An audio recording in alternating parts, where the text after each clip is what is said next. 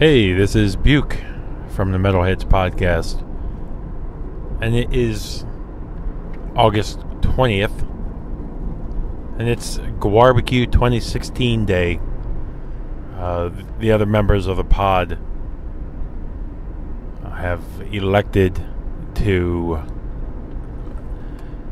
sit out this year and attend Black Sabbath tomorrow. But GWARBQ has become a can't miss event for me. So I have brought one of the unofficial members in the background supporting the pod on the street team, in a sense. Stephanie, my wife. Steph, how are you?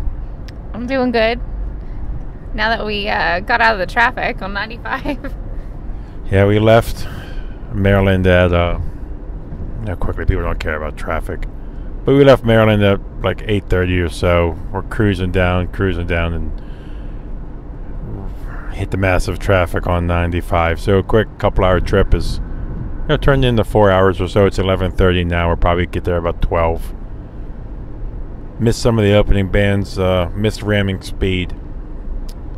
But this year's lineup is a little bit, GWAR has always been a band that appeals to punk people, appeals to metalheads. This year's bill is a little bit light on the metal bands, with Ramming Speed, I Hate God, Phil Anselmo's filling in for I Hate God today. Lamb of God is the headliners, and GWAR.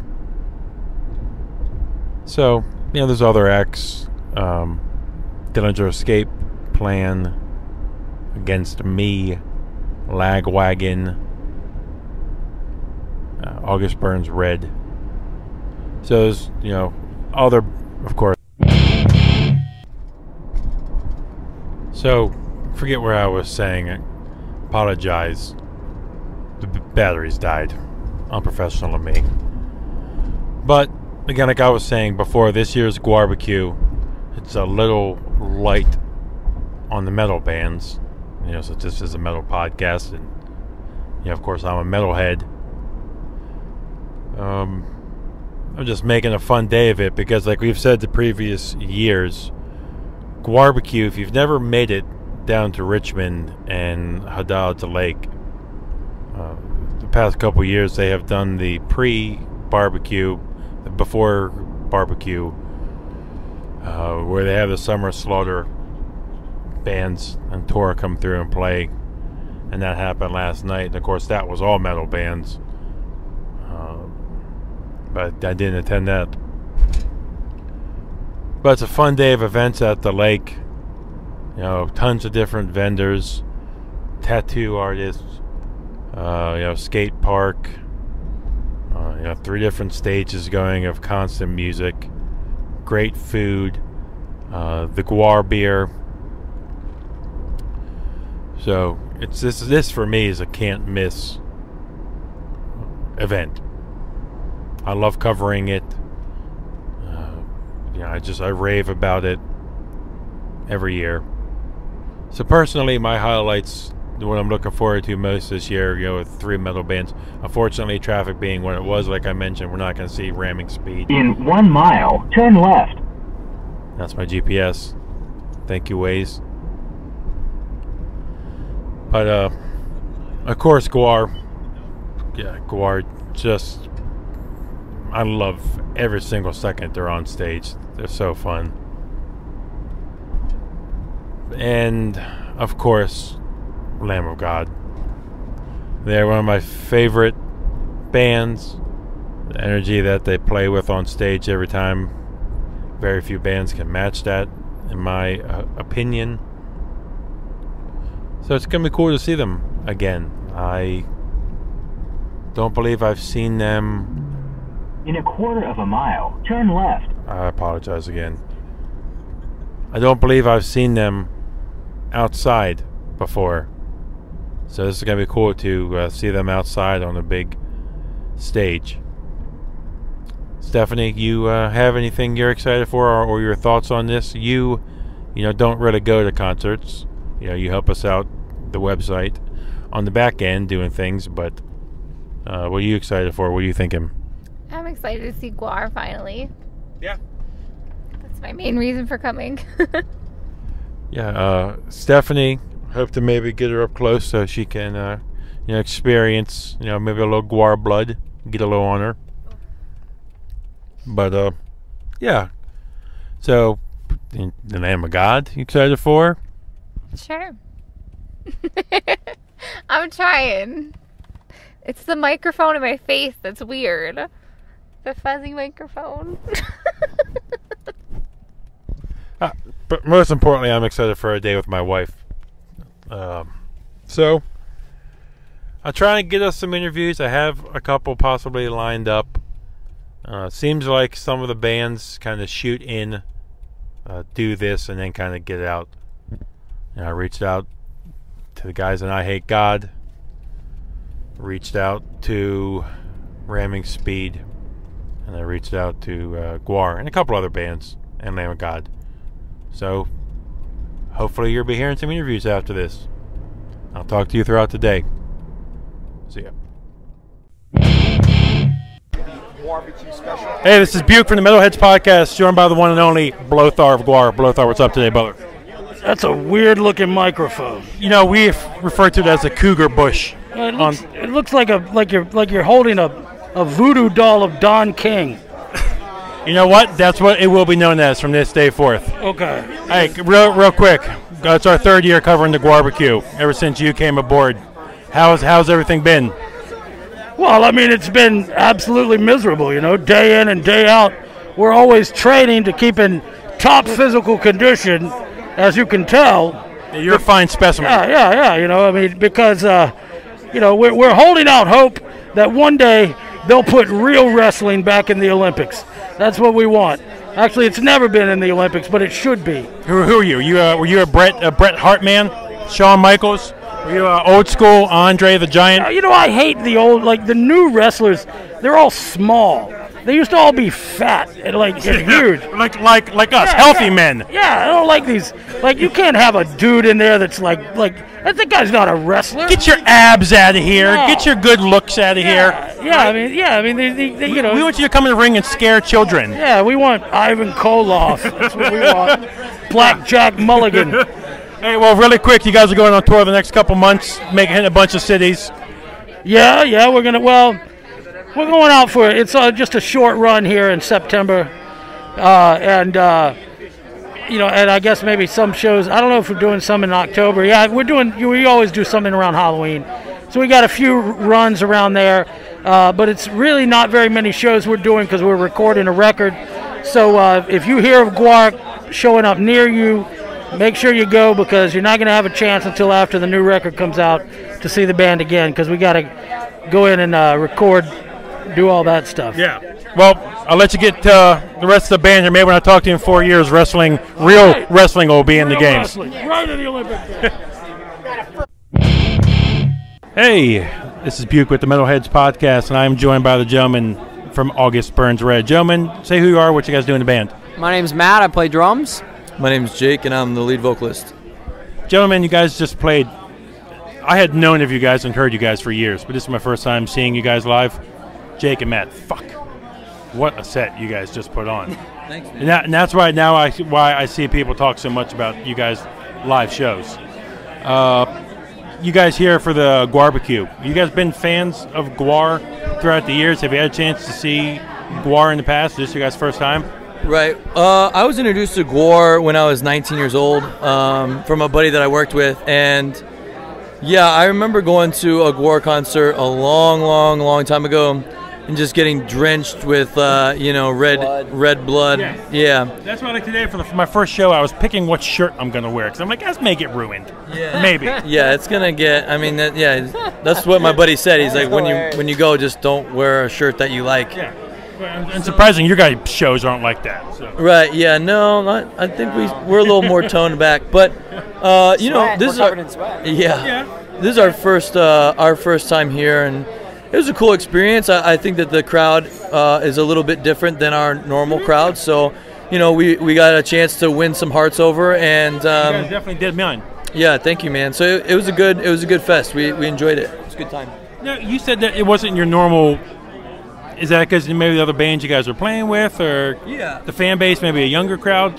Yeah, I think you know, for our genre of music, there's different. You know, like we would never tour with GWAR. It just doesn't really make sense. But the fact that we're here is awesome because we get to you know, kind of branch from our general demographic. You know, so I think that, you know, some of the bands here would be fitting with us, and then some of them wouldn't be. So, like I said, it's a little bit of a mixed crowd, so it's a great opportunity to you know, knock on some doors and show everybody who we are, you know. So tell us about this. You guys, past couple months, next couple months moving forward. Where can people, you guys going on the road, new album? What do you guys got? We are going on the road in about 3 weeks. We leave on a U.S. tour. Who you guys with? It's a headline tour with Silent Planet, Era, and Make Them Suffer. Oh, wow. Okay. So it's a good lineup. We're doing, it's about a month. It's about a month long. Hits a lot of B markets. So if you haven't seen us in a while, because we've been playing a lot of the big cities, check out the tour dates, augustburnsred.com, and you'll be able to find out if we're playing, you know, close by and come out. It's a you know, affordable ticket price. We're playing a long set, and we're excited. We're excited to be on the road. It's gonna be the last time for the year we're playing in the States, so don't miss out. Now, I was looking on Spotify. You guys, you know, not, you know, lying here. Your guys' catalog, your early catalog, I know well. But looking on Spotify, did you guys do something special with this new album? Release a couple different versions of it? Yeah, we did an instrumental version of it, so you can hear just the music. No, not that singing or screaming isn't music. Yeah. But it's a layer that we took off the cake. Really, anybody can do it. Yeah, I mean, literally anyone can scream in a microphone. I mean, anyone can do it, including me, but it does not sound good when I do it. It sounds really good when he does. So yeah, it does. It's a layer that we took off, and now everything else is there, and you can hear it for what it is. Was that something you guys went into saying, hey, let's just try it? That's something we've all known we could do for a while, just with how intricate our music is, but it just worked out with, I think, having Fearless behind it and having some new opportunities there where they were also interested in doing it. So it's just a matter of it being the right time to pursue that opportunity. Now, in the metal world, you know, there are some instrumental metal bands like Russian Circles just released a new album. Do you guys listen to those instrumental metal bands? Is Animals as Leaders instrumental? They'd be considered instrumental, I believe. Yeah. So yeah. I've listened to a couple songs. I actually prefer instrumental metal to like your normal screaming. Yeah. Sometimes I like Lamb of God because I like Randy's vocals, but a lot of times I just like to hear the music. Yeah. So. Oh, cool. No, I tell you guys, it was interesting having you guys on the bill here because I will admit a lot of metalheads go into it and they're like, those guys are playing. But when they don't realize you guys are no different than any other metal band. You guys are just as heavy as the bands that we listen to. We wear flip-flops and polos. Yeah, exactly. But, you know, I have to ask you, I've mentioned it many times on the podcast. I'm 33. The guys I do my podcast with are in their 40s. I say that because like Kill Switch Engage is one of my favorite bands. But I get crap for that to some pure metal fans. They're like, oh, what are you doing listening to that? Because guys aren't wearing all black. They don't look pretty like some people would say. Is that something that you guys have had to overcome through the years? Yeah, we just don't care. That's like, the way to be. It's like, you know, we're artists, and it's not necessarily our fault that we can't fit everybody's mold. You know, so kind of like go screw off kind of thing. You know what I mean? We're musicians and we're artists, and that's all we are. So wherever we're, you know, positioned as far as in a genre or a subgenre, then that's where we're at. But if it was up to us, we wouldn't want to try. We're not trying to fit anybody's mold or say, hey, look at us and prove anything to anybody. We're happy where we are. We've been doing this for 10 years. We know what we're doing. We enjoy it, and we have a great, loyal fan base. And you know what? A lot of the bands that we listen to and we praise, you guys are a lot more successful than those bands are. So, but I'm sure you guys learned at a young age. Not everybody's going to like you guys. No. You know, it doesn't, even when you're in a high school band and stuff, everyone's going to have bad stuff to say. You're not going to please everybody, so just screw them, you know? I mean, I kind of thought that was what metal was. Like, I thought metal was the minority in high school or college. And, you know, it's funny, like, these metalhead guys, you know, probably get picked on in college, and then they go into the metal scene and look at another picking on us. It's like, oh, okay, cool, dude. Like, you know, you were bullied, and now you're the bullies. So congratulations, you know? Yeah. Well, really quick, I see you wearing that Phillies hat. I'm a DC sports fan. Are you a Philly sports fan? Okay, so I'm not. I'm a big Eagles fan. I support PA because we're all from PA. I'm a hockey fan first and foremost. Are you a hockey fan? Oh, well, hold on a second. I'm a Caps fan. Now we've changed gears. Okay, let's really get into it now. Your farm team is my local team. Yeah, so Bears. we have to go soon, but I'm just gonna say this. Yeah, I love the Bears. My buddy Isaac Stone from Columbia, South Carolina, that's where I was born and raised, basically. He taught me to love the Bruins, so I'm a Boston Bruins fan. First and foremost, yeah, I love Chara. And then I would say, you know, after everything else, it's PA, it's Eagles, and you know, but yeah. I'm a Skins fan, so what can I really say about my team? You gotta admit, the NFC East is a fucking wreck, right? Yeah, it's totally bombed. Well, gentlemen, it's a pleasure you guys meeting some fans now. So the blood and guts have dried. We're dusty. And GWARBQ 2016 has come to an end. Back in the car heading home. I had a blast throughout the whole day. Stephanie, your first GWARBQ, what are your thoughts? Next year's tip is to drink more water because I almost died of heat exhaustion or stroke, one of the two. I had to go sit in the air conditioner for a half hour. I'm just not used to being outside in these crazy heavy metal shows. These people are nuts. No wonder they drink so much. They don't feel the burn of their skin from the sun. I thought it was really fun. Matt kind of tricked me, or Buke, I guess, tricked me. He said we can go up in 3 songs. We'll take pictures of GWAR, and then we'll leave, and we won't get dirty. Well, first thing, the thing comes out, and it's, what was it, Obama, I think? Yeah. And they cut off Obama's head, and then the blood, fake blood or whatever, spilled out, got me right in my eye, literally. And the security guard was so sweet. He was like, wipe your face, wipe your face. And I just couldn't believe it. And I was like, Matt, you died. And of course, you know, he was laughing it up. But once I got over the initial shock of the blood and the gore, it wasn't too bad. I really had fun. And then they played my favorite song last, so that was nice.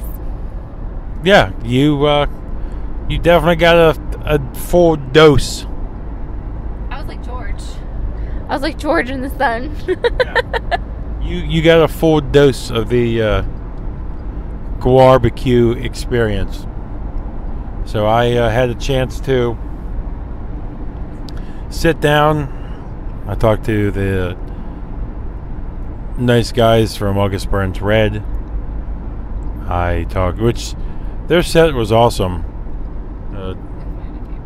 Not a lot of people, you know, in the metal world where people talk so much shit about what people like and stuff like that. They've had a lot of stuff said about them, but no, seeing them and you know, hearing them, you know, Stephanie and I walked away fans. Yeah, definitely. They were one of my favorites, that and GWAR. Aren't they from the Virginia area? The first band. August Burns Red, they're from Pennsylvania. Oh, well, that's cool. Yeah, it's a couple hours. Yeah. And then I interviewed Lothar from GWAR. That was, you know, 5 minutes of random conversation, but a blast as always. An honor to speak to him and those guys.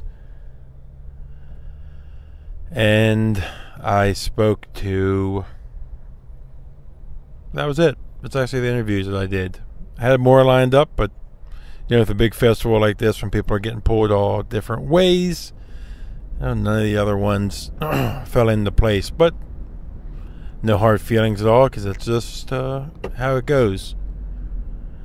Phil Anselmo with I Hate God was pretty awesome. He brought his signature style, and he screams and does more of the harder stuff to them. It was really cool seeing him play those I Hate God songs. Of course, GWAR was awesome. I enjoy every second of their set. The setup this year with the Olympics going on, they had a galactic battle for the belt. They were fighting to see who would win the belt. So all the characters came out. They were fighting over the belt. That was pretty fun to watch. They played the standard set list that they do. And after that, Lamb of God closed it down. Lamb of God played a lot of new songs from their new album. Played some of the classics, but a lot of new stuff. Randy didn't sing clean. I think that's what that track, Overlord. He didn't do any of his clean singing out here like he did the last tour I saw him with, but Lamb of God brought their normal energy level that they do to a show. We left right before the last song was kicking off, and we beat the crowd. We found a nice home and some nice homeowners who had parking literally right down the street that we kind of pulled into and parked. So that worked out nice, because this year the parking, it's almost like they had it a half-mile away or something. Yeah, they had it a half-mile away down the other side of the street where GWAR is, like the entrance, and they had shuttle buses, which was nice, but who wants to sit in line and wait for a bunch of drunk people to get on a bus and go across the road and stuff. And then I learned that the parking lot where you parked last year is staff parking only this year. Oh. And that's why. I guess because it was easier for the staff to park there and just walk up. Okay. But the guy was really nice. We parked at his house. We saw his puppies and dogs, and he was really cool. He said he listened to metal too. So what did you think of the whole GWARBQ experience? Like the vendors, the people, for your first metal show? The vendors were really cool and like down to earth. I thought it would be more like, like NASCAR, like vendors that were like rigid, I guess. But I had no idea. I did get a new shirt. A new Ring Dog Rescue shirt? Yeah, Ring Dog Rescue. I literally wore the one today from last year's, I think. And I got a new one. It's silver. Not like you care, but... Yeah, this one has Blothar on it instead of Odorous on it, so it's a nice one. And Steph and I, being big animal lovers and rescuers of animals, we got one to support their awesome charity for rescuing animals and dogs. So Steph did her part. The Odorous Ale... Sorry, Steph, you were going to say something? I said the food was really good, too. They had a bunch of food trucks and vendors and like 6, 7? Yeah, they had a bunch of food trucks, and they had like barbecue catering and like corn on the cob, and they had Mr. Softy ice cream, which was nostalgic. And it was really nice, and I had Cajun French fries and boneless fried chicken. That was amazing. And then they had mixed drinks for the people who don't want beer, which is me. But even that was a little rough. A little strong for me, but GWAR even makes their own tequila, was it? Yeah, I saw their vodka. And that was really good. And then, so the vendors were cool. The setup was nice. I thought the pool was really cool. I have to bring my bathing suit for next year. And they had like a rope swing and a trampoline, and then they had like where you can swim, and then they had like on the lake, the other side of the pool, they had little boats that you can take out, of course at your own risk, but it was cute. Stephanie got to observe her first drunk casualty of a heavy metal show. Oh my god, it was crazy. So this guy comes running over and talks to the cops that are in front of us, and is like, you gotta go help the girl. Well, apparently she had one too many adult beverages and landed face first or got smacked or something, but she had a bloody nose all over her face, and of course, she's drunk, so she didn't want to go, and they finally convinced her. And then as we were leaving, she was outside, drunk, walking up and down the street, and the officer was trying to tell her to get out of the street. It was kind of funny. It's not a GWAR show until somebody gets bloody, right? Exactly. And this traffic is awful.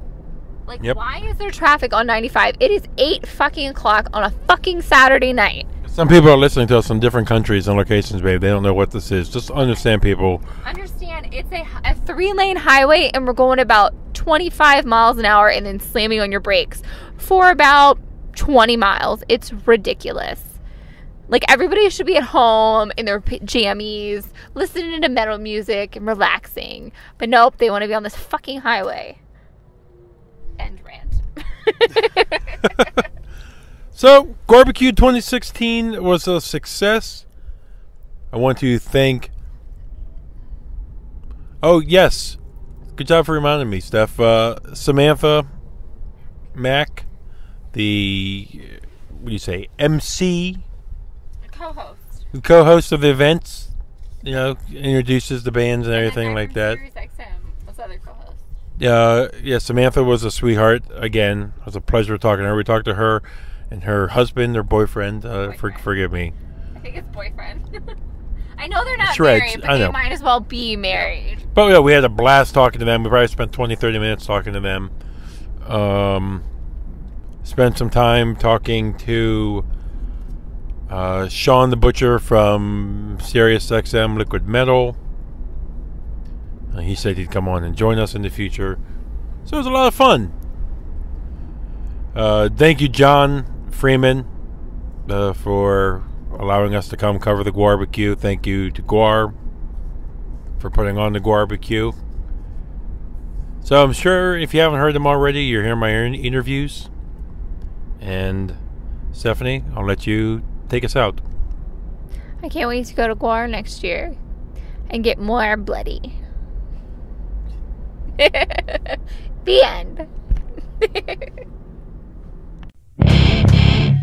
Hello, this is George. This is Will. Man, that voice was sexy, by the way. That was my sexy, velvety, smooth voice. Hi, this is John. Your name is John. We're always going to bust your balls on that.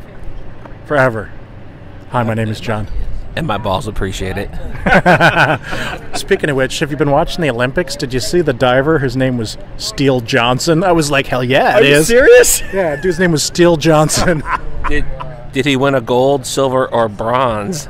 Well, it looks. I don't know if he won anything. The night that I was watching, his name is Steele Johnson. He wins. He wins. It's like no matter what. You cannot make fun of that name. He's like, I got a Steele Johnson, yo. Oh, there's going to be a movie coming out probably in the next 2 weeks with somebody named Steele Johnson. There has to be a porn star with that name already. Like, there's no.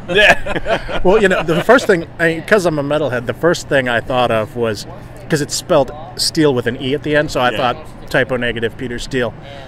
But then once I made my way to his last name, I was like, Johnson, Steele Johnson. That's fucking awesome. When I grew up, my friends, one of my next door neighbor friends was named Tommy Butts. His dad's name was Richard Butts. He literally went by Dick. His name was Dick Butts. I'm like, how do you choose to go by the name of Dick if your last name is Butts? Like, you just don't do that.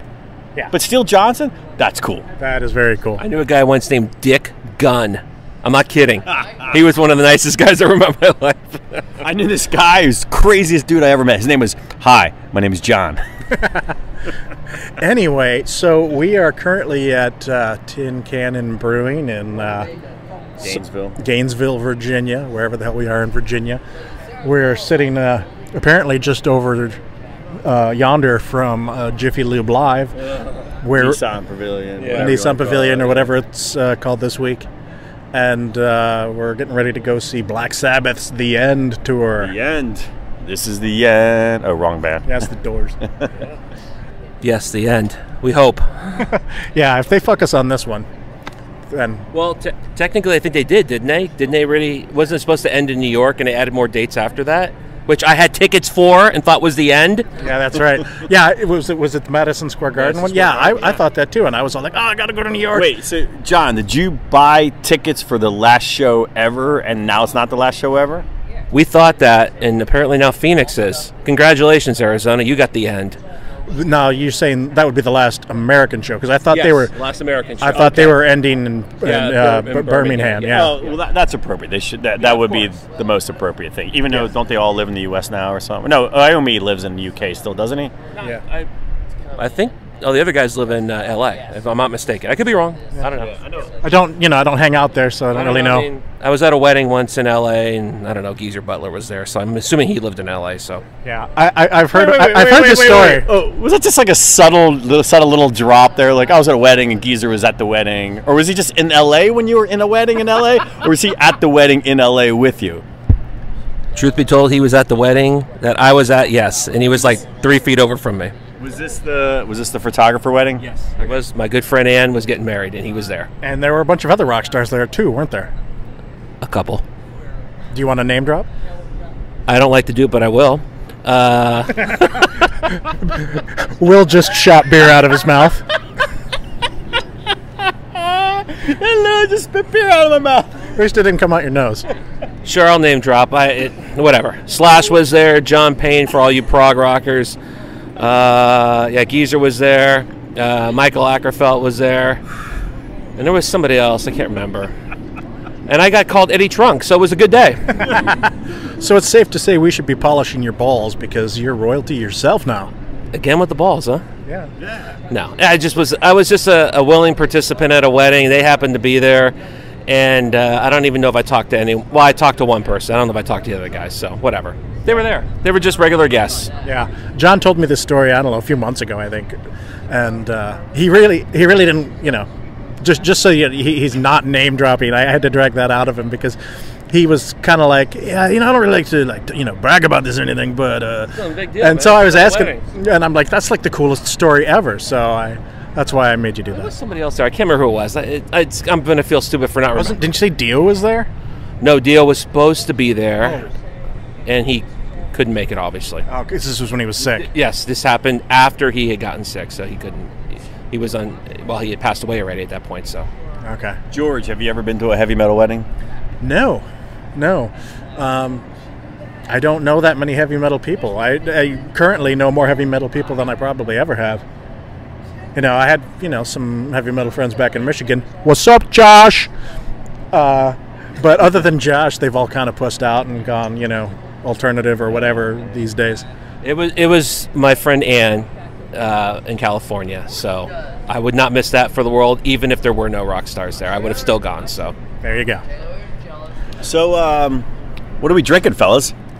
I am drinking Humble Admiration, which is apparently an homage to Stone's Arrogant Bastard. It's their humble admiration of Arrogant Bastard, which I like, so I thought I'd give that a shot. What are you drinking? I'm drinking the Rusted Pipe Black IPA, which is pretty darn good. Yeah, I had some of that too. Before we got these full glasses, we tried samplers, and I had a little bit of that, which I thought was pretty good. What are you drinking, John? I think it's called Twin Cannons. It's their double IPA. Right on. And that's all I have to say about that. So. Little J reference there. Yes. So, so we're drinking some beers and getting ready to go over to Sabbath, what is likely to be at least my final opportunity to see Black Sabbath. And I guess Rival Sons are opening the show. I don't know if we're going to make it in there for them or not. Maybe not. Maybe not. I mean, is Rival... I've never heard of them or heard any of their music. I mean, is it worth checking out at all? I don't know. I mean, when their first album came out, I reviewed it. And I was like, it's not bad. I remember it reminded me of like Zeppelin or something. Like a very like retro rock kind of thing. But I know they've had at least 2 or 3 or 4 more albums since then, and I have not listened to any of those. So I honestly don't know what they sound like now. So it's not like... So there's some retro bands out there today that we all know and love. Like newer retro bands. And like I can think of a few off the top of my head, like Trouble, which is not really retro because they started way back in the day. Ghost. Yeah, like Ghost or Uncle Ass and the Deadbeats, or some of these other... Graveyard would be perfect. So they probably fit more with Graveyard because they're not metal at all. They're just a hard rock band. Okay. I saw them in New York, for the other end version of the U.S. tour. Right. And yeah, it's just a rock band. I mean, whatever.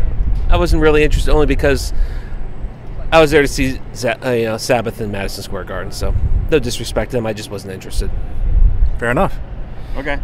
I'm just trying to figure out whether we should actually get in there and check them out, or I wouldn't mind seeing them, but I mean, we've got a little time yet. there is beer inside the venue, right? Yeah. Cheap, bad, expensive. I mean, expensive, cheap beer. You want to get in to get your $10 Coors Light? Is that what you're saying? Oh, yeah. Not. No, I want to pay $12 for a Bud Light Lime or something. or 15 for that Jack Daniels drink and another 5 for an additional shot in there. And then to have your wife spill 3/4 of it. I didn't know John was your wife. Yeah, he's my. You know, I have people have like work wives. Yeah. He's my podcast wife. Oh, okay. I'm so jaded. I can't believe I'm not that. Well, Man, technically, I have a podcast wife harem, and you're all my bitches. Oh. I've never been so proud to be called a bitch. All right, so Hey, I got a question for you guys, not to cut you off. Are you excited for tonight? Seriously. I am. Yeah, of course. I have to say, it's one of those things like and I was saying this earlier off mic, but is this really the end? Because if everybody's done that. Ozzy's done it. Right. So it's sort of like, if this is truly the end, then I'm excited to say that I saw Sabbath on their last final tour ever. If they're going to come out 3 years from now and do a reunion tour, it's like, I did look at the set list. I'm glad that it's all old stuff. I saw every song that they played, like the last show, whatever, a couple days ago. It's Fairies Wear Boots, it's Paranoid, it's Iron Man, it's all the ones you want to hear. It's nothing off the new album, which I'm happy about. I wasn't a big fan of the new album. It was good, but it wasn't. I liked it, but it was like, I just give me the old stuff. Just give it to me. Right in the face. All over the in this case, I would give them a pass if 3 years from now they came back and said they're doing another tour, because that would mean that Tony Iommi is still with us. Yes. Yeah, so maybe that's not such a bad idea, but I'm excited just because I was joking earlier. I first saw them 34 years ago on the Mob Rules tour, so this is kind of nostalgic for me in a sense, even though it was Dio back then. I get that. It's still kind of fun to see them again, because I didn't get to see this version of the band until post-reunion. 98 was reunion, wasn't it?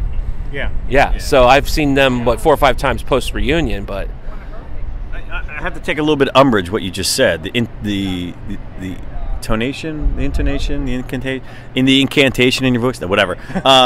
Is you're like, but it was just Dio back then. But Mob Rules is a phenomenal album. No. I think he was saying that because this is the Ozzy version. It wasn't the. Oh fuck, Mob Rules is awesome, man. Heaven and Hell, awesome. I love all that stuff. And I was just referring to the fact that this tour, obviously, the end is with Ozzy, not with Dio. Okay, singers alone, Ozzy or Dio? Ozzy, but I love the Dio years in Sabbath. I love Dio. I mean, just as a singer, not as the singer for Sabbath. Dio. Oh, well, yeah, as singer, Dio. For the band, both. Yeah, okay.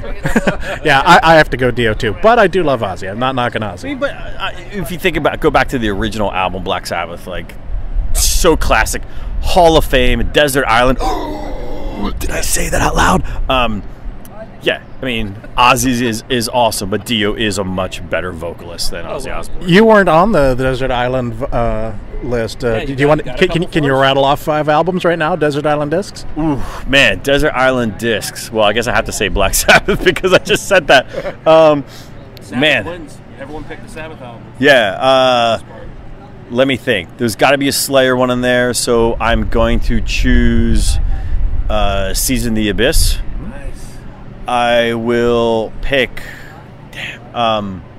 It's got to be a Death. Some Cannibal Corpse in there. Cannibal Corpse, Death. Cannibal Corpse, Kill. My favorite by far Cannibal Corpse album. Death Leprosy, absolutely. One more. Is that 4, 3? Pretty good damn list right here as it is. Yeah. Man. I have to pick something doomy. Probably Paul Bearer Foundations of Burden. Right on. I was thinking maybe some Billy Joel, but The Stranger. Yeah, I do like The Stranger. I love me some Billy Joel. What, not The Bridge? I like all Billy Joel. Don't even fuck with Billy Joel. I just realized we're sitting outside having this conversation. It is not raining like it's supposed to be. Not yet. It's not raining and it's not hot.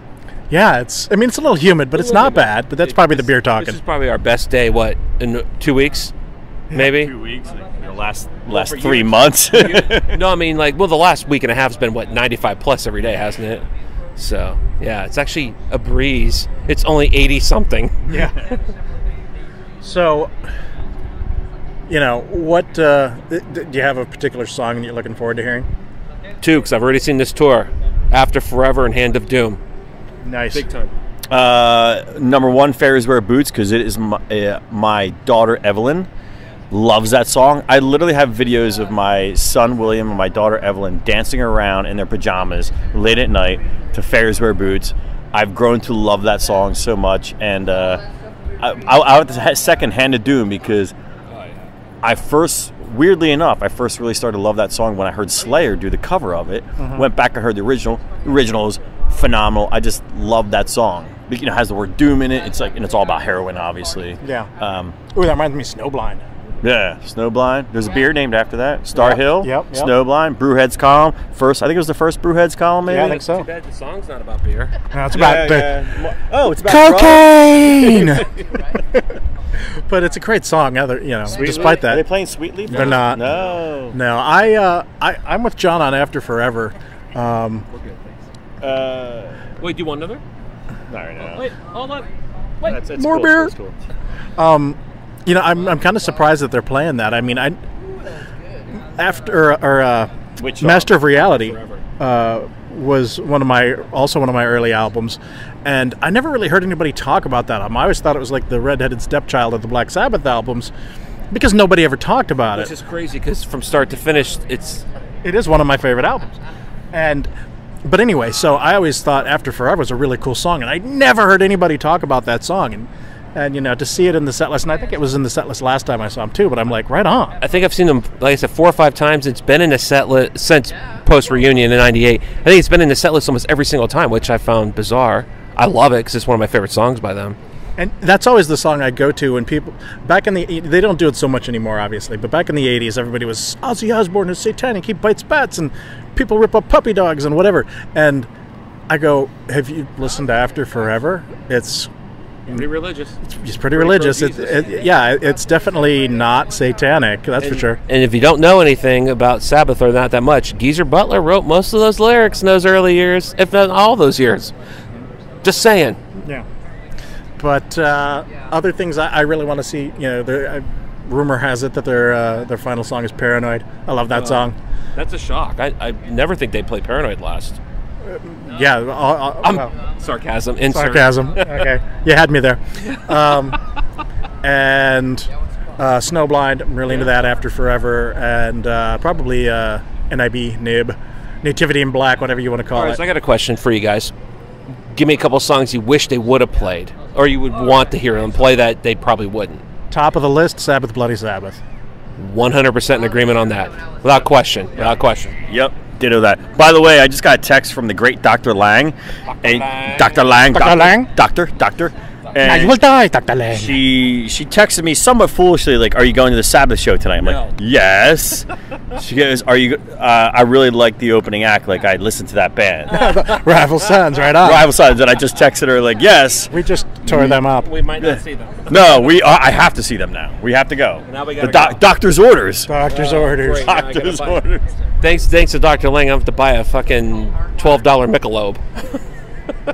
No, the last time I was here, I think sometimes they have Star Hill and stuff. Like they had Goose Island when I was here last. Well, because it's Budweiser. Sorry, that was Merriweather, not Jiffy. Yeah. No, they'll have something. They'll have something that's drinkable. If it's literally Budweiser, I'll Actually, I feel like last time I was here, that was pretty much it. I got a song for you that I would love to hear tonight. They won't never play it. Tomorrow's Dream would be fucking awesome. The new Metallica song they're playing over there. Maybe. Nice. Do you like it? Lars playing drums for him, right? Yeah. We're like, is that the new Metallica song you're listening to? Yeah. Do you like it? Yes. I don't know. This is the first time I've heard it. It's much better than anything they put out in the last 10 years. I'm with you there. Might be longer than 10 years. Yeah. 1991, 1990. So that would be the last 26 years. Yes. So, since we're on the topic, John, what are you thinking of the new song? So we've had this conversation, right, but off air, but on air, I like it. My only issue, and you knew this was coming, there'd be an issue, but it's really from a technical standpoint. I don't like the way the drums are mixed for the kicks. That's all. It's a drummer thing. I don't like how they're up front. It kind of drown out the bass work itself. That's all. Other than that, I love everything about it. It's cool. I'm looking forward to it. I'm looking forward to debating this album with everybody. Yes.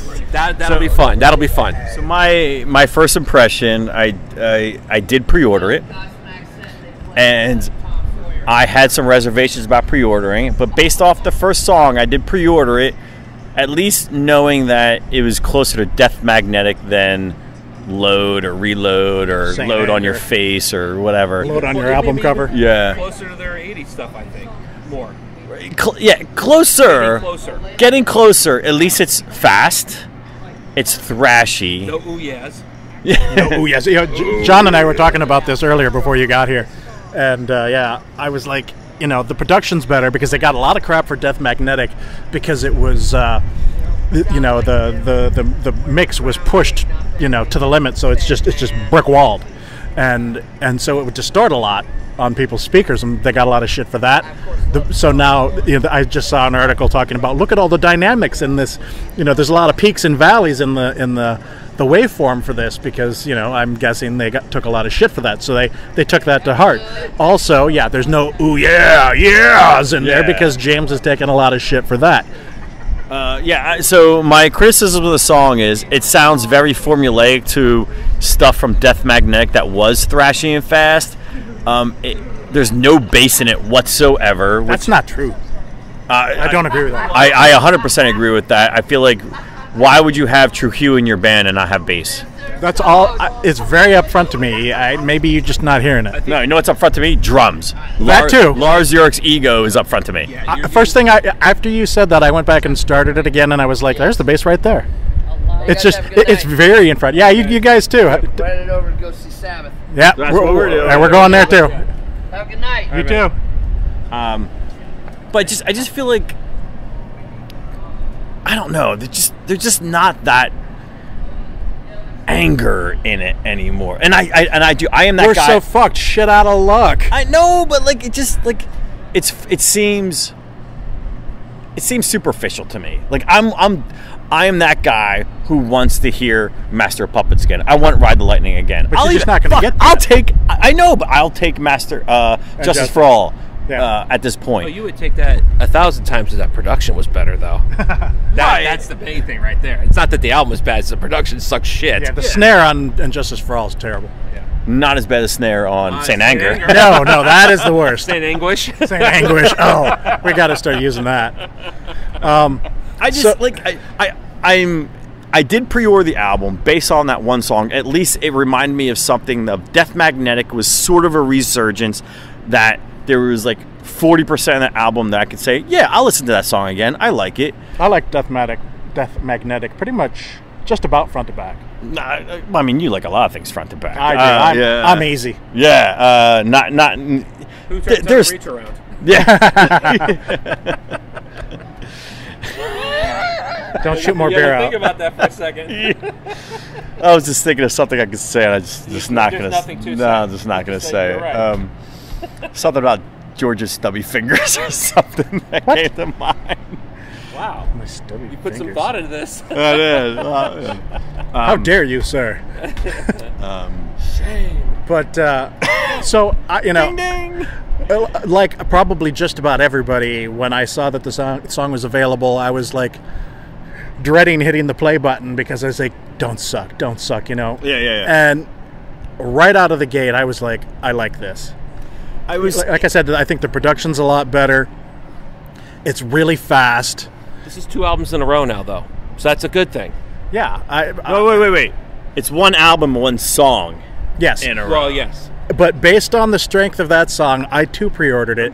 I gave up a kidney to get the triple vinyl box set. I do have to lodge a small complaint here that Your back hurts? I'm paying like $70-$80 for a triple vinyl.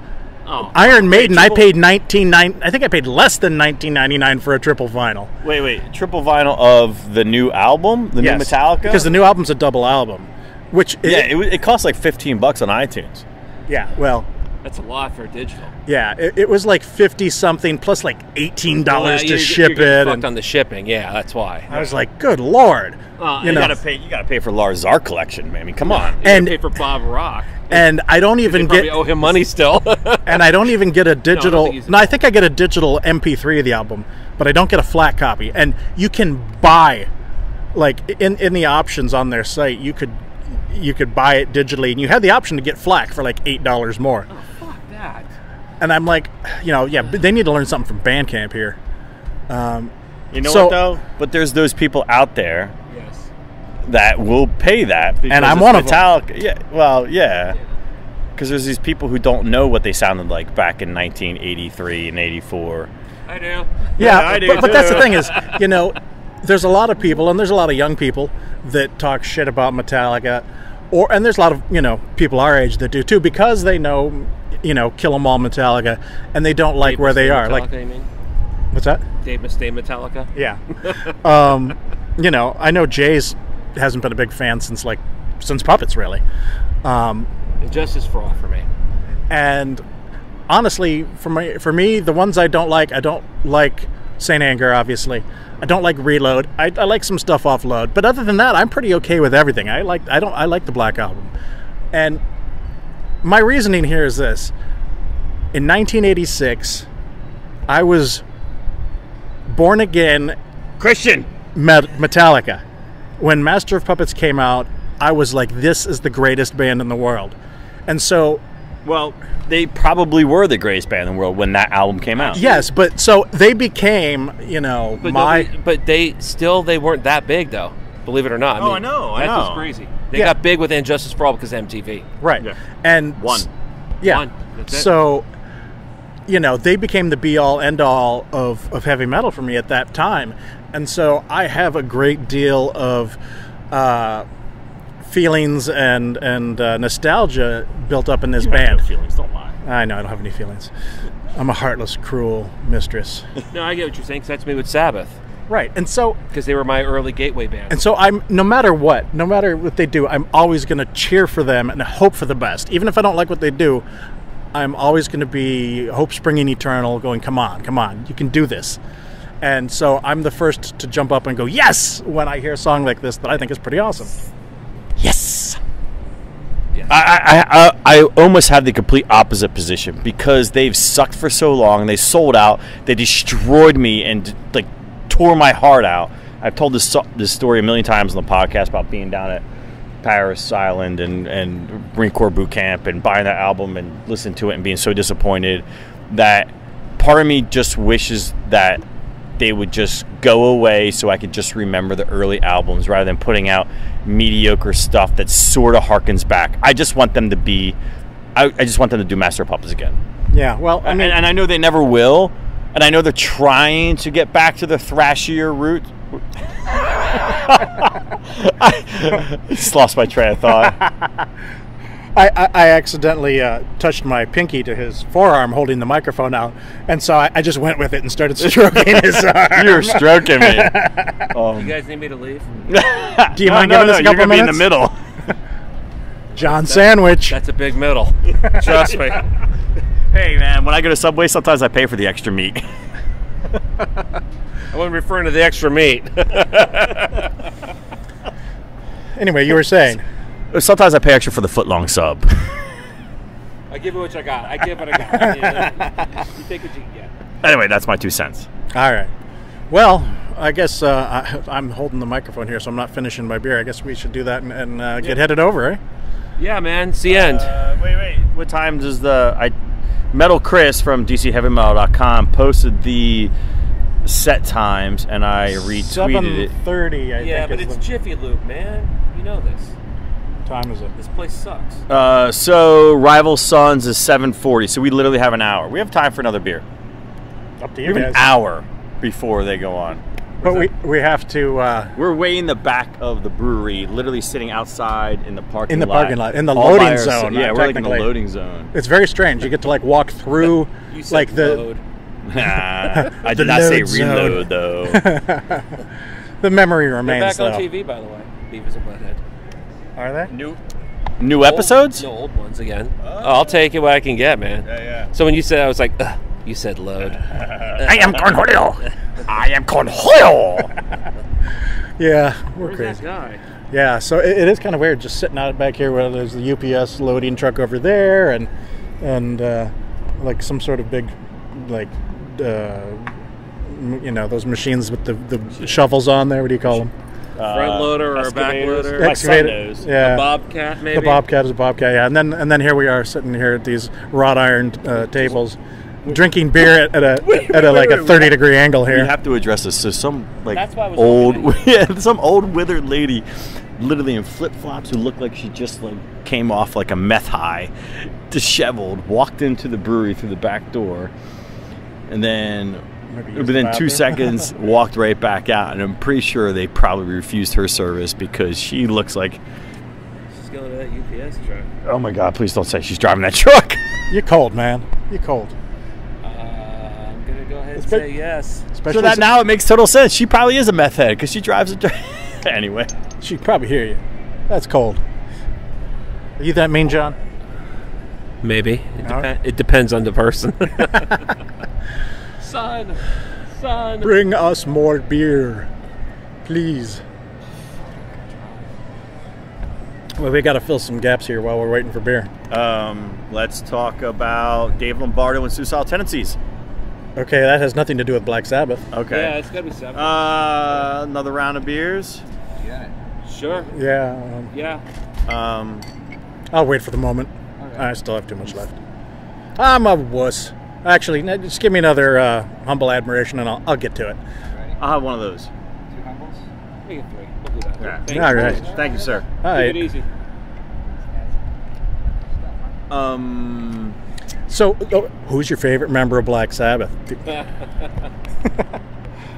Being a former sort of guitar player, I mean, Tony. Tony's been the backbone of Black Sabbath the entire time. Yeah. So I have a great respect for Geezer, but I am a Tony fan. yeah.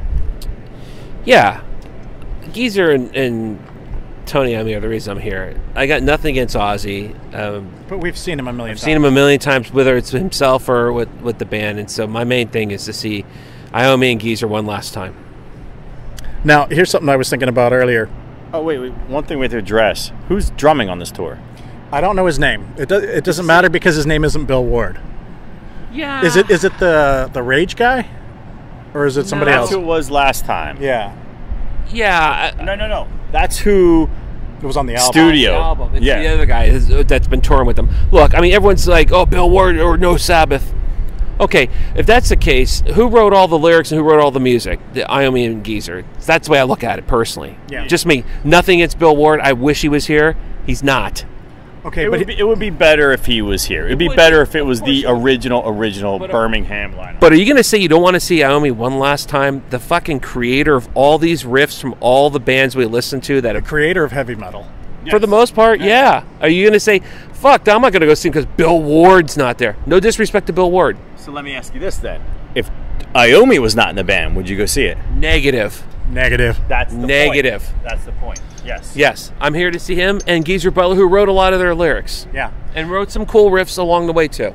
Now I was griping at John yesterday when I saw him about the set list. I was like, there's some songs on there that are not.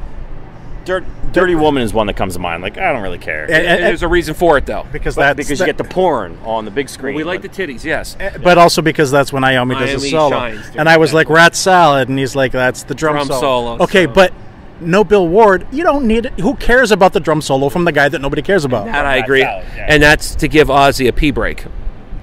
or Pretty much. a break to do something else. Geritol. Ensure. As Rush used to say, we're going to take a 15-minute Geritol break. Thanks, man. Appreciate Are it. you a Black beers Sabbath are fan here. by chance? Yeah. Are you going to the show? I wish. You stuck here? I am. It's crazy too because it's literally on the other side of those trees, right Well, there. you could probably just come out here and State your listen. name for the record. Yeah. Raleigh. We're from the Metalheads podcast, so we're covering this We're famous. We're legends. in our own minds. In our own minds. Well, thanks, man. Thanks. We appreciate it. Raleigh can't get out of here fast enough. He's like, No, I wish I could go to the show, but I saw Ozzy at Ozfest. That counts, but it certainly was not Black Sabbath. Cool. Thanks, man. Thanks, man. It's cheers. Cheers. And I'm still audible cheers. Somebody spilled beer. That would be me. Yeah. I'm still drinking on the old spitting one. it out of your mouth. I never spit my beer out, unlike some people around here. Okay, let's move on to this one. I'm behind. I'm holding the mic and talking too I gotta much. tell you guys, I don't know. Maybe the whole Ozzy thing has ruined it for everybody. For me, this is like a maiden weekend, though, for metal. Just because I've been growing up with these guys my whole life. I still remember getting... I've said this before in the podcast. Getting what? Heaven and Hell. I remember buying that and getting that vinyl that first time. This has been a long process, so... It sucks that Sharon Osbourne ruined it for everybody. I don't even blame Ozzy. I blame her. Well, yeah, and that's part of it when we were saying, like, you know, total respect for Geezer, total respect for Tony. Like, I actually don't have a lot of respect for Ozzy anymore. I really don't. And part of it is the overexposure, the dumb Osbourne TV show, just his last few since probably either No More Tears or No Wrestler Wicked, it's all sucked. It's still had a couple good songs on it. I thought it was a solid album. I liked Osmosis. Okay. Yeah, it had a couple good songs, but that's when it all went to pop. I mean, it's almost pop. It's almost pop music at this point. So let me hear you scream. That's horrible. No, but I was actually about to say that one was not as bad as some of the other stuff I heard. That's formulaic. It's like this new Metallica song. Like, yeah, you know, okay, I kind of like it because it's not nearly as horrific as some of the other stuff they put out. The lesser of many other evils. Exactly. Yeah. Oh, that. I'm not gonna say anything. All right. I don't like the lesser of two evil concept, but What whatever. about the lesser of two weevils? Now that I like. Yeah. Yes. Everyone likes Weevils. I don't know. I got a soft spot for Ozzy though too because when I had the Heaven and Hell album, I also had Blizzard of Oz. You know, which you look back on it now, that should have never happened. Blizzard of Oz or Diary of a Madman because he was a fucking mess back then. Yeah. So. Yeah, I agree. The whole show thing is kind of annoying, but at the same time... It was like, what, 15 years ago? He has a new show with his son, which is actually kind of funny. I wanted to see that. It's him and Jack traveling around or something. And his son saying, you're really an idiot, aren't you? Which is, yeah, whatever. I heard Ozzy got emotional going back to the... Alamo? The Alamo, yeah. Did he pee again? I don't know. I haven't seen it. We're so desensitized to all this stuff now. I mean, whatever. Yeah, it's funny because, you know, back in the 80s, Ozzy was Satan, man. Yeah, he was the poster child for Satanism. Everybody fell for it. Yeah, and, you know, he's probably the least satanic person in the anyone world. you'll ever meet, yeah. Yeah, he's a lovable loser, perhaps, but the devil, come on. But, yeah, I mean, I remember reading all these articles. Of course, the PMRC went after everything. And PMRC is the greatest thing that ever happened to metal. Yes. Greatest. Dee Snider said it perfect. He's like, slap it on, baby. You just sold me how many more records? Strap it on, baby. Is that what you meant? Maybe. Yeah. By the way, do you guys remember the PMRC? Dude, I remember every minute. Timber Gore, baby. Do you remember? Yeah, I wrote an article for the school paper about him. Oh no, Angelica, come over. Do you like Sabbath? Come in the podcast. She can't talk now. It's not going to pick. It's not going to pick you up unless you're right on it. So. Yeah. Yeah.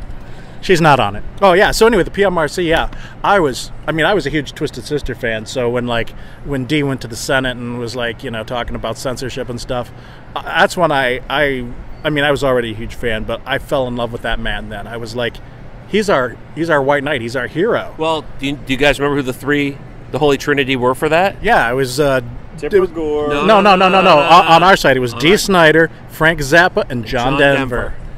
John Denver? Because he had was a Rocky Mountain High. Yeah. Yes, but Dee Snider, with all respect for what he did, and he did a lot. He always likes to say nobody thought I would come out here that I thought I was a dope. But Frank Zappa's the one who slayed them. Oh, it's Frank Zappa was a genius. He just destroyed them when he sat there before the committee. And D said he did too. But Frank was so articulate because he was waiting for that moment of his life, it seemed like, almost. Even though he never planned on it, obviously. Yeah. And I'm not the biggest Zappa fan. I enjoy it. But I really loved when he was sitting there just crushing. Watch out where those Huskies go, and don't you eat that yellow because snow. He was already doing that in his music years before that, so. My father was a huge Frank Zappa fan, and I remember to listen to a lot of Frank Zappa about the spilled my beer. Yeah, and you're flicking it all in and around my face right now. Around your head and shoulders and necks. Money shot. Yeah. Metalheads podcast. Yeah. Hey, more beer. We're gonna have an episode alone just on this sitting. I know it's kind of going on for a while, but yeah, my dad was a huge Frank Zappa fan, and I grew up listening to Frank Zappa. One of my favorite Megadeth songs ever is "Hook and Mouth," which is all about the PMRC, and it's great. F is for fighting, R is for red. Ancestors' blood in battle they shed. E we elect them, E we eject them in the land of the free and the home of the brave. I love those fucking early Megadeth albums so much. Yeah. I really do. And what's weird is I didn't even get to finish. Sorry. M, they cover my grave with manure. D is for dying. O, your overture. M is for manure. They cover my manure. This is something I spell freedom to me. Or as long as there's a PMRC, something or other. Yeah. I loved that song so much. And what's funny is So Far So Good So What seemed like it got panned by, and I love that album. It's a great album. You got 502, you got the Anarchy in the UK cover. Yeah, Mary Jane. Yeah. I'll give Dave this. They covered all the Sex Pistols stuff. Great. I mean, they did Problems off of the Diadems. Yeah, not Diadems. That was a song. Yeah, Hidden Treasures. Yeah. Their version of Problems I thought was awesome. I mean, I'm not a Sex Pistols fan, but I love that song by the Sex Pistols. I enjoy it so. I like the Pistols. Oi! Oi! Wait, insert J. That's a bad accent, John. Oi! What are you talking about? That's my Monty Python. Oi! He's making the oi face. Get back that rabbit's dynamite! Confuser cat. For those of us who remember the show on late night television. Oh, man. As we digress. Nudge, nudge, wink, wink, say no more. That's Jay, I think. I don't know. Anyway, fuck it. More beer. Where is Jay? California. All right. Well, are we going to... we got any more, or do we want to... do we have any more Sabbath-related things? Sabbath. Do you want to talk about... I mean... I think we're good. I feel like we already... talked about our favorite Sabbath albums. While, so I think we're going to drink some beers and go to Sabbath. Yeah. Yep. We'll catch up with you again afterwards and give our post-mortem on the show. Yes. Post-mortem. I do love the fact that we use that post-mortem. Yeah. It's from Rain in Blood, don't you know? Yes. Or Rain in Blood, rather. From a lacerated sky. Bleeding its heart out. Oh, by the way, have you guys heard Hellbringer? Yeah. Sounds a lot like early Slayer. Right on. Oh, and two other things I want to mention. I sent this out in an email. I'm sure you guys already know. I haven't listened yet, but I want to. Thank you. The band Eerie. Yep, I listened to that. They're kind of cool. I only got a couple songs in. It's weird because the album cover looks like a total 80s death metal cover. It's like a Troglodyte album. Yeah, exactly. It does. But the music... Will likes the bands that cover Bigfoot. Yes. That's what, Oh, my son has the greatest shirt. He's got that classic photo in air quotes of Bigfoot, and it says hide and seek world champion. My son I've been dying to take a picture of this shirt and he doesn't know what it means. No, absolutely not, but I want to send it to Troglodyte in Twitter, like, dude, is this your shirt? It's like, are you selling these shirts to kids at Target? Oh man, that makes me think of the shirt I bought via Amazon, which is the famous photo, but the backhand is a fucking beer glass and he's trugging through, and I wanted to have that for Death Fest, and it came and it didn't look good on me. Don't you hate that? Yes. Are you saying it didn't fit? Oh, it fit. It just doesn't hang right. If you're a Simpsons fan, you remember the episode where Homer starts wearing the muumuu. I may be big, but I ain't that big. Yeah, I hate that. It's like I get shirts, and like I ordered a Death Sound of Perseverance shirt. It was like gold death logo. It looked sweet on the page, and then I got it and I put it on. I'm like, that doesn't look good. Kind of like the shirt I gave Will today, the Gojira shirt. I was like, this is a fucking headband on me. Well, it's like I get like 3Xs because I'm a big boy, but sometimes they just don't hang right. It's like where the art is or something, and they just look wrong. The neck stretches, and then you look like the fat guy, homeless guy in the street. Yeah, it's just like, nope, not wearing that. I've probably got more shirts that I will not wear like that than I do that I will wear. Sorry, I'm making gestures. This is the weirdest weather day ever in Virginia, which is super bright and sunny, which is typical Virginia weather. Yeah, it just broke out. It's Florida weather today. Now we need sunglasses. I'm probably getting sunburned. I mean, we've been out here for like an hour. It would be raining at like 8:40 when the show started, for various reasons why, but without giving away the show. Yes, there's still some dark clouds, but yeah, the other thing I will say is Blood Incantation. New death metal death metal band, dude. It's good. Yeah, it's a little more old school. Yeah, no, but that's why I love it. I mean, it sounds like stuff I grew up listening to. I've been reading some reviews. People love it. Yeah, I think Decibel gave it a 9. Did it really? Yeah. Oh, nice. Yeah. And I was listening to it before that.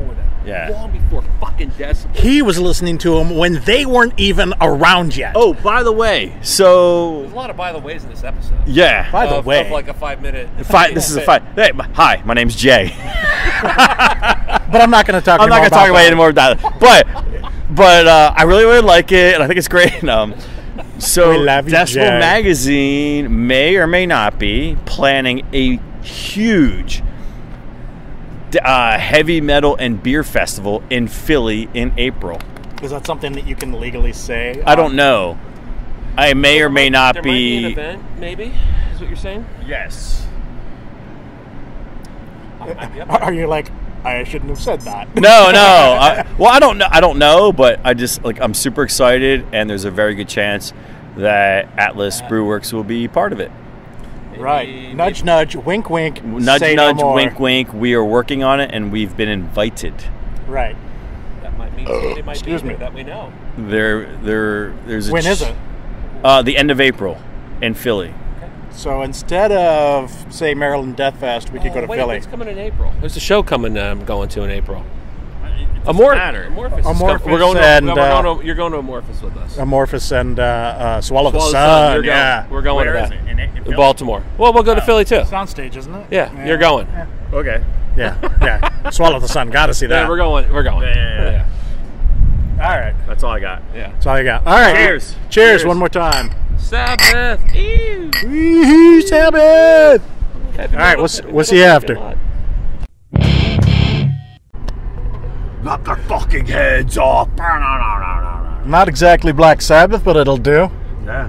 So here we are post Sabbath The End. Why don't we start with trying to get to the venue? Last week. Let's start with who's here. No, this is all part of the last one. It's still George and John and Will. Okay. Hey. Hello. My name is John. Hi, my name is John. And last we... yes.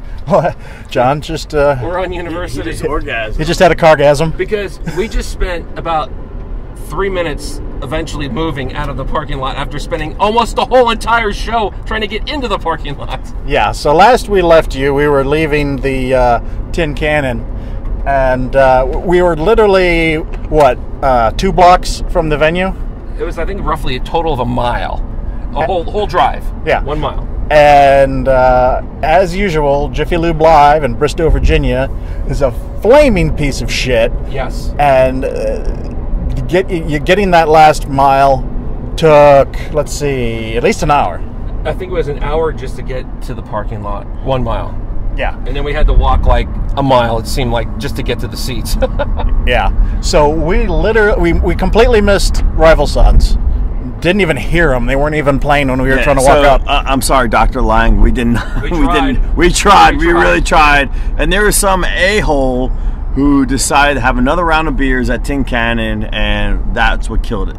But, who was that anyway? That was me. Well, but hold on. I don't think that counts anymore because we got out of the parking lot literally 5 minutes when the car started up. Yeah. Maybe 6 minutes. Maybe 6. I don't know. So it worked out in the end, I guess. Yeah. So we managed to walk in, like we were getting to like show our tickets at the not to get in, but you know you show them your ticket so you can go down the aisle you want to get to. Is when they we heard the crowd go crazy and they started playing Black Sabbath as we were walking in and going to the seats. So at least we didn't miss any of that. No, we got to actually see the whole show. So that was good. And I don't know about you guys, but I thought it was a really good show. The last time I saw them, Ozzy sounded like shit.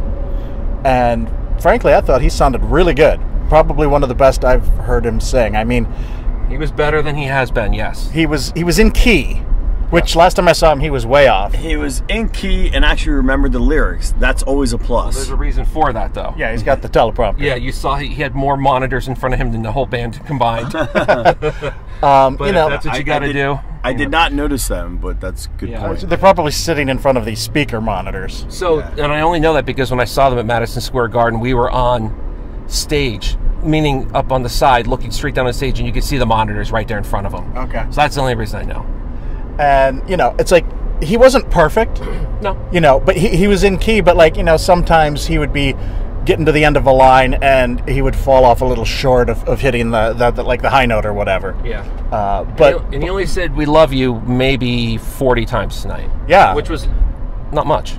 And I would actually have to say he probably may have said it 6 or 7 times, which is about 40 short of what he usually says. Exactly. And he didn't do the what I like to call the leapfrog, which he used to do the leapfrog a lot. He'd bend over and he'd hop like a frickin' frog or something, and that was really. He did do this weird thing at one point where he was just looked like he was standing over. Like bending over. He was like doing like a mummy thing, like the arms out. Yeah. Like it looked like he was trying to touch his toes like a fat man who couldn't. It was very bizarre. Yeah. And then there was the Pee Wee Herman dance. Yeah, that was weird. You mentioned that to me. I was like, oh my god, he really is. It was like it was Fairies Wear Boots, and it was like the riff, and at the end of the riff he'd go like swing, and he'd like throw his hands out and thrust his crotch out. It was like is like the little Pee Wee Herman dance. That was kind of funny. So at least he's always got some kind of dance. My daughter Evelyn would be proud. She loves that song. And you filmed some of it for her. I did. So I can't wait. Tomorrow morning I will show her the video that I did for the Fairies Wear Boots. Excellent. Yeah, that was a good time though. Yeah, I mean it seemed kind of short given how long we were in the car. It was an hour. It was an hour and a half set roughly. Yeah. And since we didn't catch any openers or anything, it was like in and out. It was, and they started early for a headline. It was like what 8:40. I think 8:40. Which is most headliners probably start at 9:30 and then end at 11. They started at 8:40 and finished at like 20 after 10 or so. Work in the morning. I actually have a responsible job now, so I'm good with that. Me too. I've got an extra hour drive home, so it's still going to be late, but it's not going to be 2 o'clock in the morning, hopefully. Which is nice. And 4 a.m. like Death Fest was. Yeah. Oh fuck. That sucked. And I got home before you dropped me off first. I was just like, oh my god, it's the sun coming up yet? So any disappointments from tonight? Anything that you really wanted to hear them play that they didn't? And we all knew the set list. Yeah, we knew it. So it was like it's like we said before. Sabbath Bloody Sabbath, or like something like Symptom of the Universe. Good. Yeah. The set list being only 2 songs post Master Reality is kind of a bummer, but whatever. I mean, they kind of did like their early years greatest hits kind of thing. So. And as I was, before we were talking, and I was bitching about like Rat Salad and stuff, and the drum solo had to be at least 10 minutes long. It was way longer than it needed to be. You could have put in 2 more songs, or even 1 long song, instead of the stupid drum solo, which it's just an antiquated thing that nobody does anymore except the old time bands. Yeah, and that really was just their bathroom break and changing diapers, I guess. I guess what. The drum solo tonight, what makes it irrelevant, even though it was very good, and I'm not a drummer, it sounded really good, It's not Bill Ward. So, like, why are we listening to this other guy doing a gigantic drum solo for 10 minutes where I'd rather have another Sabbath song? Yeah, Like no offense to him, but he's, you know. Yeah, and it's like, he's a great drummer, clearly. He knows his stuff. He's drumming for Black Sabbath. I don't even know his name. Tommy something. Yeah, whatever. Like, does a great job, but I would rather hear Scepter of the Universe in that time frame. I'd rather them just have 2 sets and just take 10 minutes and everyone take a break, turn the lights on for a second, and if you're not going to play a song. Yeah, for the end, you'd think they would have really gone all out like a 2-hour plus show, but still, you know, it was good for what it was. Oh, yeah. Right, and, so those are the bitches. What are the highlights? What are the accolades?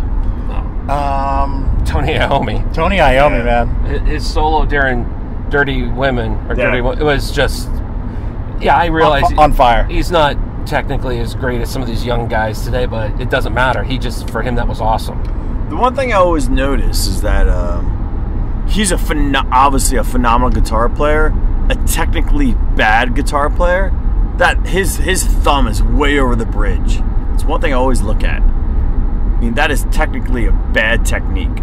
Does that make any sense? He has bad technique. He probably could be a much better guitar player. Most of the great guitar players have bad technique, I think. I know. Because they're doing their own thing. Yeah.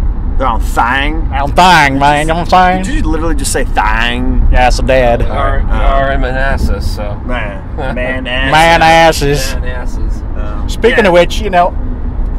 No, I'm not going there. What? No, you talk about my ass. It's okay. No. It's all right. I'll tell you later. All right. He'll show you later. I saw you eyeing up John's ass. I mean, it's cool. Ain't much to see, trust me. So, I mean, you're looking at my ass. You ain't seen nothing. You know, one thing I was thinking about during that drum solo was, you know, I'm sure each of these, at least Ozzy, Tony, and Geezer have their own,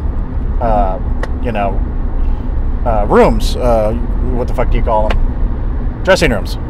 Which, by default, I guess would give the drummer his own, unless he has to go with the opening band or something. But I was curious about that. I was like, you know, he's the hired gun. How much does he actually hang out with the band? You know, is he like, he shows up for rehearsal, and then goes home, and then shows up for the show, and they just go out on stage and they never talk to him, or does he hang out and come over for barbecues and stuff like that? We also have to wonder how much is Ozzy, Geezer, and Tony hanging out at this point. There's a stretch limo right next to us. That could be them. Yeah, John, why don't you rent one of those for us? I mean, come on, Why don't you follow it, man? See where it's going. Yeah. I don't know. I mean, really, that's probably just a bunch of drunk people that took a limo. Ozzy's gonna look out the window. Louder! Yeah. No one knows. We love you all. I love you all. Yeah. Well, it's funny, he's up there clapping and stuff. It looks like he's enjoying watching his grandchildren do something fun. He's like, oh, bully. That's the one thing about him. He doesn't move around anymore on stage. And yet he moves around a lot more than Geezer and Tony. Oh yeah, so that is what my one takeaway is. Those fuckers don't move at all. And Ozzy, I think I saw him run back and forth on the stage twice. That's it. Geezer and Iommi do this real slow walk. They just kind of walk over here, and you're like, oh, when did he end up over there? Yeah. You don't really notice it because they don't run around the stage at all. It's like magic. Yeah, exactly. They're too busy playing history. Yeah. During the Paranoid, the encore, I got a little sad. I'm like, this morbid finality that I've never had at a show before, knowing I'm probably never going to see any of these guys in the flesh again.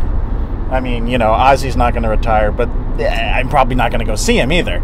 Wait, so what is the status between Sharon and Ozzy? Are they getting divorced? Are they separated? No, they're back together. They're back together. She does not want to see the Gravy Train leave? Probably. Okay. Who knows? I want to talk about the ridiculous prices of beer. There's one thing to be said, that not a single one of us had a beer actually when we got to the venue, because not that we really had time to either. Well, we didn't have time, but there was a line that was zero that you could have walked in and you grabbed your own craft beer out of the cooler. There's some air quotes going on here. There was one like large bottle that was like $40. So they had Goose Island Sophie, Goose Island owned by Budweiser. You got a large bottle of Sophie, it was a Belgian Pale Ale, for $42 fucking dollars. And you could get a bottle of another Budweiser product. You could get They should be ashamed of themselves for that. yeah, I mean it's crazy. So you could get Devil's Backbone Vienna Lager for $11 for a 12-ounce bottle. Shame on them. And yeah, there's I pointed out to Will, there's a sign that says craft beer $16. Yeah. I'm like, that is just fucking robbery. Yeah. So thank you, Tin Cannon. We got our fill of beer.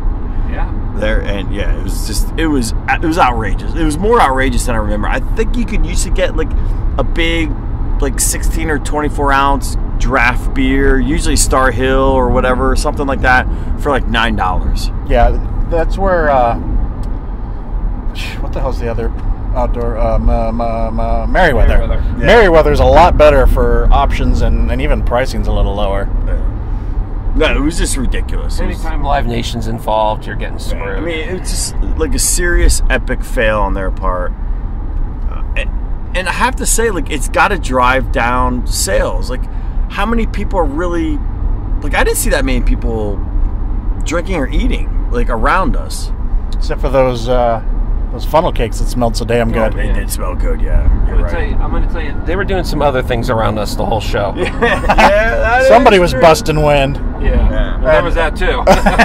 Yeah, well, it's funny because, you know, you go to a metal show or even, you know, a rock show, you're used to smelling pot when the bands are playing. You're like, oh, there it is. You know what? It's funny is I remember a lot more as a kid, and then there was like a 20, 30-year period where it just seemed like it was very intermittent, if ever, and then now it's like way more. But like, I remember I had to go to when we went to Maryland Death Fest. I think like 2 days later, I had to take a drug test for the government. It's like I was nervous because I didn't do it, but secondhand contact high smoke. I was like, I may fail this. Yeah, and you know, it's funny because while we certainly did smell pot, there was a lot of like cigar and possibly even like pipe smoke. Yeah. It was a lot sweeter than like a cigar smoke. Well, yeah, you got to think the cost of those tickets. It's nobody's gonna be smoking some cheap ass Black Cats out there or something like that. Yeah. So it was nice to be. I think I was maybe the youngest person there tonight. You were definitely one of them. Yeah. Yeah. Well, my buddy's kids. They were probably younger. That's about it. Yeah. Oh, so that was Joe's kids. Him and his 2 kids. His left. Yes. Okay. Yeah. Who apparently didn't have any better luck getting in either. It took them a long time to get in also. Yeah. So, what, anything else? We're just driving home on 66 right now, right? I wasn't paying attention. We're on 60. We are on 66. Yeah. Yes. Nice. So, we are somewhere near Fairfax. So nobody knows what that means except if you live in the area of Northern Virginia. Yep. That's all. It's funny how ridiculous 66 is trying to get into the show, but when you get out, it's relatively peaceful. For now, don't jinx it. Sorry. We haven't gotten to the Beltway yet. I do want to give a big shout out to my buddy Sam Puffin Barger, who was a brewer. Sorry, did I spit all over you when I said that? Thank you. You can't say Sam's last name, Puffin Barger, without like screaming it in some German like crazy nonsense. Anyway, so Sam was there with his wife Anka. Sam was a brewer with me at Atlas, and we both left Atlas sort of around the same time. Under mysterious circumstances. Under mysterious circumstances. Now he's at DC Brown now, which is another great brewery. We've mentioned them a couple times. He was there with his wife Anka, who's a phenomenal human being who loves metal, and Steve Woz was there, who works in the tap room at Atlas. So Steve Wozniak. Yeah, do you know Steve Wozniak? I mean, that is his name, Steve Wozniak. That is not his name. Yeah, like the Apple guy. Yeah, the Apple guy. That's what I'm saying. Yeah. But that's really his name? Yeah, his name's Wozniak, but everyone calls him Woz. Yeah, his name is Wozniak. Anyway, he was there, so I snuck away, as you guys know, for like half the set. No. It was during some song, and then I stuck away for War. I was during War Pigs, which I heard I think you left at Hand of Doom, maybe? No. I stayed for Hand of Doom and stuck away for some song. Anyway, got to Behind go. the Wall of Sleep, maybe. Yeah, that's what it was. And then it was War Pigs. But anyway, met up with those guys. It was great to see them. Anyway, big shout out to Sam and the Waz and Anka. It was good. Like, we all knew like 20 people at this show. I knew you and you. All right, well, I knew like 20 people who were there. And DC Metal Chris. Yeah. Well, I mean, who we didn't see, at least I didn't. Yeah, we didn't see, but I felt like I had to see somebody I knew. So yeah, it's not a show unless Will's seen somebody. Yeah. Anyway. Yeah, it's crazy. Just because we didn't have any time, didn't run into anybody for the first time in like a long time at that place. I usually always see at least 5 or 6 people I know. I didn't even use the bathroom at the venue. When we pulled into park, I went into the porta potty, and then as we were leaving, I hit it again. I didn't even sit in my seat. I just walked in, I stood there, I watched, and I left. Yeah. I mean, that's all we did, I was hoping to stop by the merch booth on the way out, but that was ridiculously long lines. Yeah. So, because it's really smart to put merch right where all the sections filter out, and so they all collide into each other right there, and fights break out when people push each other. That's a smart move on Nissan, Jiffy Lube, whatever your name is, venue's part.